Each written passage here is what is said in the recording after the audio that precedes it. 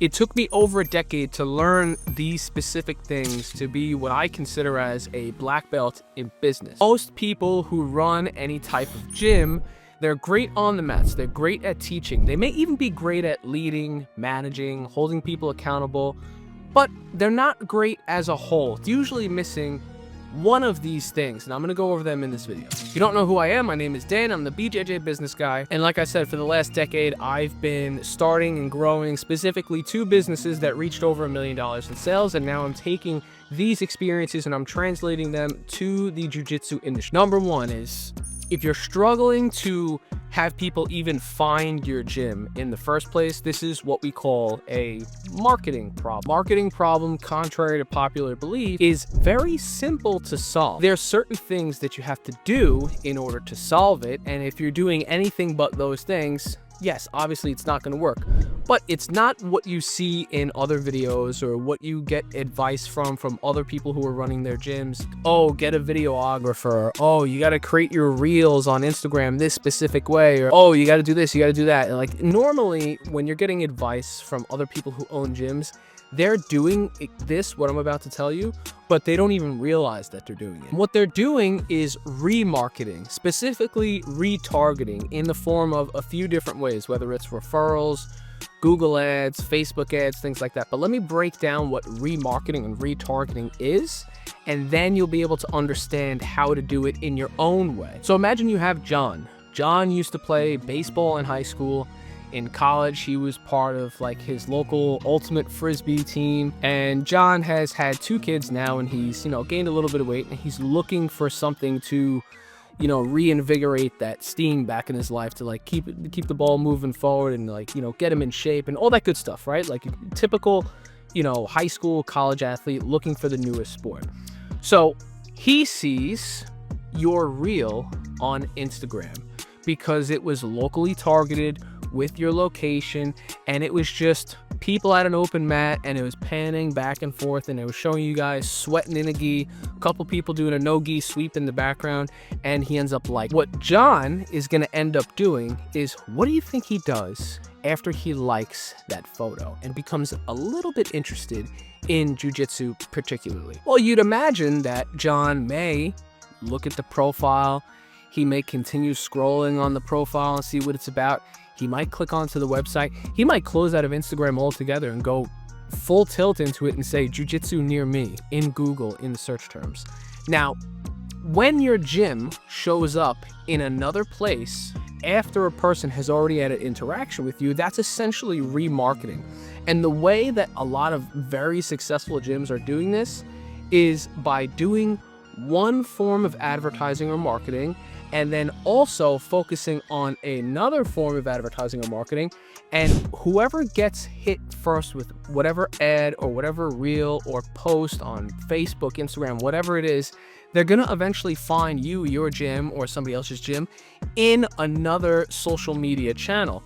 And when they find it in another channel, you have essentially remarketed to them. But there's a way to like hack this entire system where the other gyms are doing this, but they're doing this by mistake and they're not even knowing that they're doing it. And the way you do it is you set up one advertising platform, $5 a day on Facebook ads, let's say. And then for anybody that looks at that ad, what you do is you add something called a pixel onto your website. You pixelate the website. This way it tracks everybody that lands on your gym's website. And then you go into Google ads and you just run up anybody who types in jiu-jitsu in the search bar that's within a 5-mile radius, but has also landed on your website. You are now remarketing advertising to them. You could also do things like Performance Max and like YouTube videos and stuff like that for anybody who's landed on your website. But I digress. Now, most gyms that are extremely successful are doing this by accident because they're just running multiple different types of advertising at the same time. And the AI algorithms in those types of advertising platforms are knowing that, oh, people come to this website because they're smart. You have to let the algorithms do their thing. And they're doing this by accident, not realizing that it is probably the most powerful way to market your gym in a local area is retargeting. So that's if you're struggling to have people find your gym. But what if people are finding your gym? What if your gym is at a great location, bunch of people walk in, people do trial classes all the time, but they have trouble signing up. So that's when we get to number 2, which is if you struggle with signups at your gym, people actually going in their pocket and paying you money, that's not a marketing problem, that's a sales problem. Now, if you have a sales problem, or you have a bunch of people come in for trial classes, but they just never end up signing up, there's one thing that you can do that will fix all of this overnight. And you can boil it down to one word. Real quick, if you go to the description, there's a Google Doc that explains and goes over everything I'm talking about in this video. If you click the first link that's in the description, you can download it in exchange for your name and your email, and you can go over it and you can use it with the video, and you can save it for afterwards so you don't have to keep coming back and looking at my stupid face. That word is process. If you don't have a sales process, then you have no effective and reliable way to make sales. You're just giving it up to the universe and saying, well, I pray to God that this person has money, and I pray that when they go home, they actually scan the QR code or visit the website or sign up or sign the agreement or whatever it is. Now, a sales process is going to be different for every type of gym. There's no one size fits all. And there's no wrong sales process, really.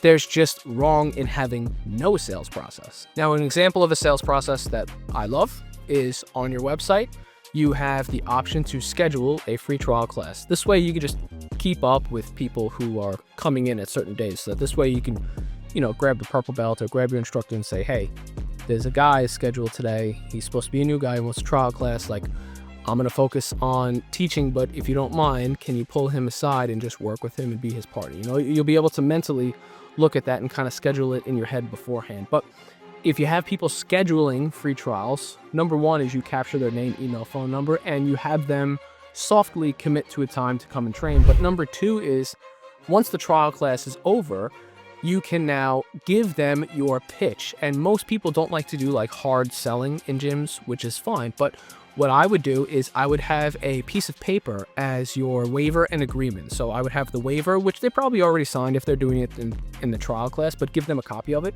And also have the agreement, but have the agreement in paper form.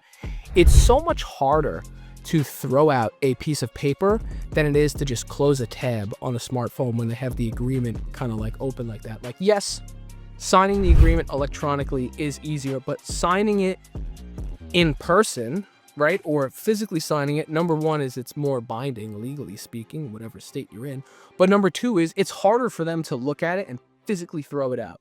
And then whenever they see that agreement, like in person, it's going to remind them, oh shit, jujitsu, yeah, I got to sign up, as opposed to pulling up the agreement on their phone, like I said, and then just being able to quickly close out of a tab or be distracted by other apps. So that's the example of a process that I would do, is take their waiver, make a copy of it, give it to them. But when you give it to them, also give them an agreement. And on the agreement, they could choose whichever one they like to do, whether it's this package, that package, whatever. And the cool part about this process is you have an excuse to hand them the agreement because you're giving them a copy of the waiver. So after the trial class ends, you say, oh, shoot, wait, I got to give you a copy of your waiver that you signed, just so that if you ever have to come back in for another class, another trial class, and you're not signed up yet, you can just show them a copy of this waiver and like you're good. You can just walk right onto the mat, right? That's a little bit of an excuse to, underneath that, hand them an agreement. And when you hand them the signed copy of the waiver, you say, oh, listen, also, I put a copy of our agreement in there as well. If you want to go home, take a look at it, choose whichever option.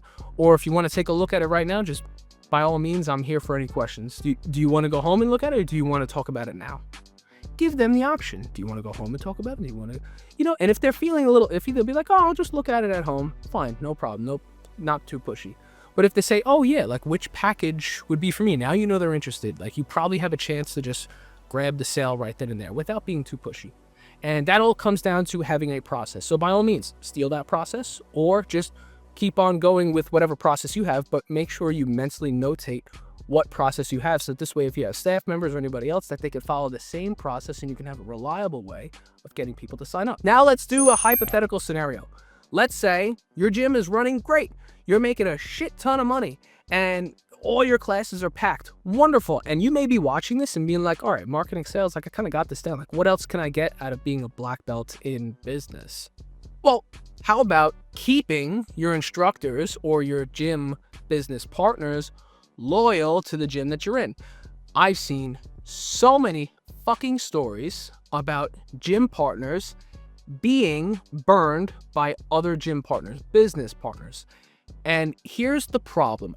My goodness, I've seen probably 15, 16 different stories from all parts of the world of people saying, yeah, I got burned by a mate of mine, or, oh, I got burned by this person. Oh, yeah, they left and they took all the members with them. So how do you keep people loyal? So here's how I've seen it be done very successfully in other gyms. And they do two things. They set a culture and then they follow the culture. And that's it. So in each gym, there's got to be a leader. You can't have 50-50. I'm sorry, it does not work. You have to have somebody who's the head honcho. You have to have a CEO. There's a reason why in the Middle Ages or the medieval times, the round table bullshit, there always used to be somebody in charge. That's why somebody always sits at the head. Because even at a round table, you have your king, you have your knight, you have somebody who is running and steering the ship. If you have everybody rowing, but there's no person to steer the ship, you're just going to row in fucking circles the whole time. So you have to have somebody at the head. And that's the first thing that I see that gyms typically don't do. And that's what's called setting the culture and following the culture. If you are the person that is setting the culture, then you should be the person that's following the culture. You should be the person steering the ship. Now, what type of culture are you going to have at your gym? Well, there's tons of different types of cultures. And I actually did a video on this, so if you want to scroll into my profile, you'll see. But you can be the quintessential cop gym where a bunch of first responders and people train. You could be like a 10th Planet-ish culture kind of spin-off gym. You could be a gym with just highly competitive people. You could be a gym with like a lot of big dudes. You could be a gym with a lot of like small guys. You could be a gym with a lot of women. You could be a gym that's super family friendly. You could be a gym that's open up late nights and almost until 12 o'clock for people that work all day. You could do whatever the hell you want to do. But you have to set the culture and you have to follow the culture. You need a person that's steering the ship. And when you have a person that is steering the ship, typically people will stay loyal. And if they don't stay loyal and they want to leave, typically they'll give you the respect of saying what their intentions are before they even get involved in anything like that. Now, here's a different side note on business partnerships with gyms. Before you go into business and form a partnership business-wise and create a gym, you need to answer this one question. What does this person put to the table that I cannot do myself? What are they giving me? What are they going to include in running this gym that I can't do myself? Are they putting money into it? Okay, maybe. Are they putting more time into it because their schedule is more flexible? Maybe you have a full-time job, maybe they don't. Maybe they teach majority of the classes. Okay, fair. Are they way more skilled than you are? And you can bring decent instruction, but they trained with so-and-so, or they're a black belt with so-and-so, and they're just a higher level instructor. Okay, maybe, yeah, skill. They have skill, right? So they either have to bring time into the equation, they have to bring money into the equation, or skills into the equation. And if you watch people on YouTube like Alex Ramosi, they talk about this specifically. They have to give something to you that you cannot provide yourself. Most business partnerships in gyms that fail is because it's just two equal partners competing at the same gym. One person is going to set the culture and follow the culture, and all the people will be following that person, and they eventually leave, and then you're fucked. So don't do that. And that's the struggle of having people stay loyal and keeping them from leaving. And the last thing that I see that gyms need to start doing in order to be a black belt in business is how to make as much money as possible. Finance, right? How to actually keep the money that you're taking.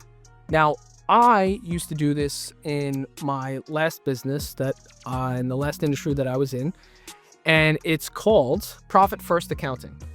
So Profit First Accounting, I'm not going to go through an entire financial plan in this video because it's going to bore you to death, but go on YouTube, type in Profit First, and you'll see that essentially it's when you make money, you pay yourself a portion of that money first, and then you have the remainder, however you decide to split it up, like percentage-wise, go to the expenses and the payroll and the rent and whatever of the gym. So what that's going to force you to do is by paying yourself first and then the necessities to keep the gym up and running last, is you're going to notice when things go up in price. You're going to notice when the landlord hits you with a 10% increase. You're going to notice when the water bill is too high, the air conditioning or the electric. You're going to notice that stuff. You're gonna notice if somebody is an affiliate in the gym or like they're taking a percentage of memberships or something like that because they're bringing people from another gym. Maybe they're stealing from you. Maybe, you know, 1 or 2 or 3 more memberships than they should have. Like, you're gonna notice that. And the reason you're gonna notice it is because the gym won't run. You'll be negative money in the business account. So set up 2 accounts, set up a business account, set up a personal account. When that money comes in at the end of the month or weekly or bi-weekly, whatever you want to do, typically with profit first accounting, you want to do this on the 10th and the 25th of every month. So on the 10th and the 25th, you pay yourself first an agreed upon amount based off how much money you're making. And then if at the end of the month, you're negative $600 in the gym account, but you went over the numbers and you said, no, there should be a certain amount allocated for each and every expense. And I thought of every expense. Let me run through the numbers real quick. Why are we negative?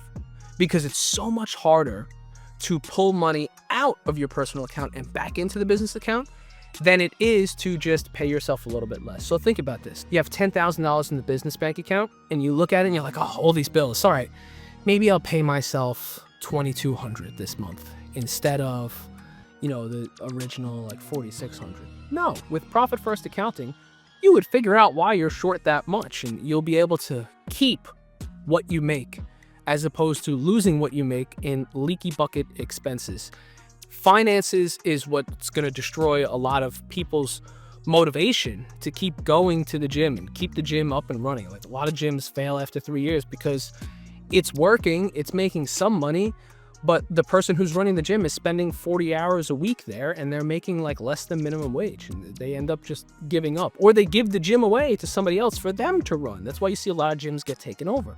So that's the last piece of the puzzle. Now, here's the thing about putting all these things together. Here's the secret sauce on how you can be good at all these things at the same time while you're also dealing with everything else. And the way you do it is by an old saying that I've heard time and time again, especially from my father back when I was a kid, when I had big problems that I had to deal with. And there's a saying, and I'm going to say it to you right now. How do you eat an elephant? You eat an elephant 1 bite at a time. So go through this video, skip, pause, rewind, subscribe, like, comment if you'd like, and go over it over and over again.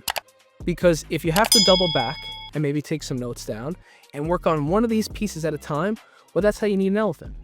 1 bite at a time.